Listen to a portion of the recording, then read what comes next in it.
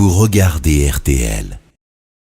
RTL Matin, il est 7h19 avec vous Yves Calvi. L'islamologue Tariq Ramadan est donc visé par 2 plaintes pour viol et agression sexuelle, 2 victimes présumées qui parlent d'emprise psychologique et religieuse. Ce matin, on va essayer de comprendre la personnalité de l'homme et ses réseaux. RTL Matin, 3 minutes pour comprendre. Bonjour Caroline Forest. Bonjour Yves Calvi. Merci beaucoup d'être avec nous ce matin en direct sur RTL. Vous êtes journaliste, vous avez enquêté depuis de nombreuses années sur Tariq Ramadan et êtes l'auteur de ce livre, Frère Tariq, paru chez Grasset dès 2004. Ces accusations vous surprennent-elles ?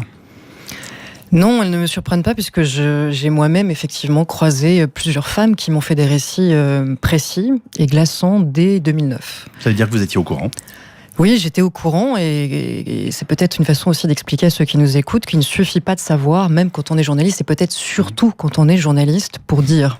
Je crois avoir démontré que j'ai le courage de dire, je l'ai eu à plusieurs reprises, j'ai essayé de toutes mes forces d'alerter contre la dangerosité de Tariq Ramadan. Mais quand vous voulez quitter le terrain de l'alerte intellectuelle pour aller sur le terrain beaucoup plus difficile de prouver pareilles allégations, il me fallait le courage de ces victimes. Et en l'occurrence, il n'y a que récemment qu'une des victimes a eu le courage de porter plainte. Alors, en l'occurrence, est-ce que vous, de votre côté, à l'époque, vous avez souhaité, vous avez incité ces personnes à saisir au minimum la justice, et en quelques mots, qu'aviez-vous appris, enfin que découvriez-vous de la personnalité et des comportements de cet homme ? Bon, je savais quand même que la personnalité de Tariq Ramadan était double, ça je le savais depuis très longtemps puisque j'avais suffisamment travaillé pour pouvoir le découvrir. Je ne savais pas, je n'imaginais pas que cette duplicité pouvait prendre des formes aussi violentes. Donc quand j'ai rencontré, à un moment donné, on était même avec 3 des femmes qui ont croisé Tariq Ramadan dans des conditions très intimes. L'une d'elles, ce qu'elle m'a raconté, relevait clairement de la justice, et je l'ai présentée à un juge pour qu'elle puisse éventuellement porter plainte. Mais ensuite, cette personne a été extrêmement clairement intimidée et menacée, et m'a fait savoir qu'elle ne pouvait pas, qu'elle ne se sentait pas d'aller au bout. Et moi, en conscience, je ne pouvais pas pousser quelqu'un à marcher sur ce chemin sans en avoir la force, parce que je sais ce que ça coûte de s'opposer en plus à Tariq Ramadan. Alors ça pose 2 questions, celle de l'emprise psychologique qui a des aspects quasi sectaires, et ensuite je pense aussi à beaucoup de ceux qui nous écoutent et qui sans doute ne comprennent pas pourquoi ces femmes n'ont pas porté plainte, et évidemment ces 2 questions sont liées. Alors, il faut que les gens déjà réalisent que, en général, quand vous êtes victime d'une agression sexuelle, et puis souvent c'est très compliqué parce qu'il y a des agressions soudaines, mais il y a aussi le fait que vous avez peut-être donné un consentement à une forme de séduction que vous ne vous attendiez pas, une fois que la porte de la chambre se ferme, à être traité de cette façon. La séduction n'inclut pas le viol. Voilà, exactement. Donc c'est des choses très compliquées ensuite à démontrer devant un tribunal, et la plupart des victimes de ces agressions, de violences, ne portent pas plainte parce qu'elles savent qu'elles finiront... leur parole sera mise en doute. C'est elles, généralement, qu'on va finir par accuser à un moment donné. Mais quand vous êtes dans le cas de Tariq Ramadan, vous savez qu'en plus, vous avez tout son réseau. C'est pas n'importe quoi le réseau qui est derrière Tariq Ramadan, c'est celui des frères musulmans. C'est l'un des plus redoutables qui soit dans l'islam politique.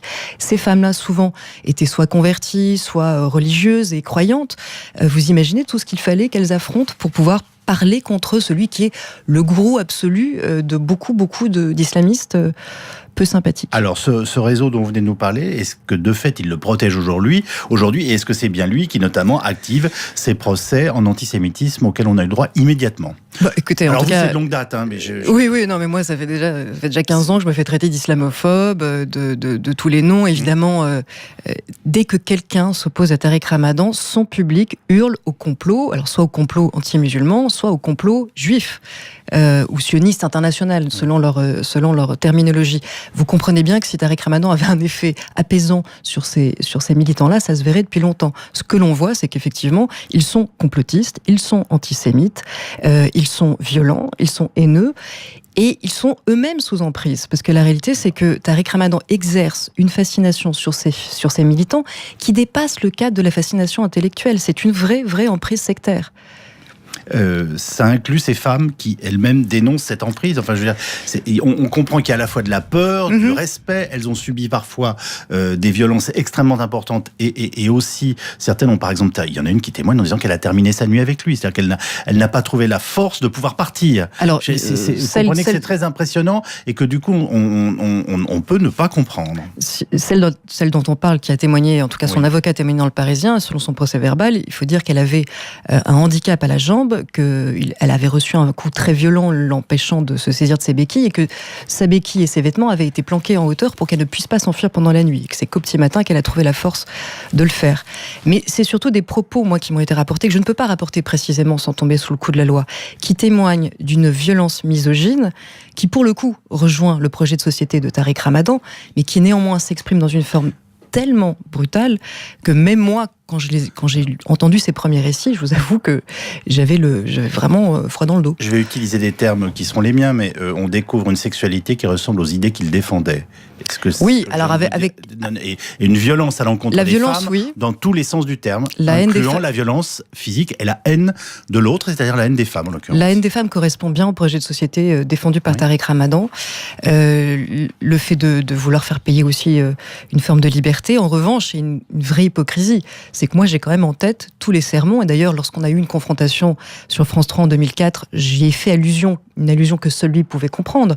Il tient des discours sur la sexualité d'un très grand moralisme.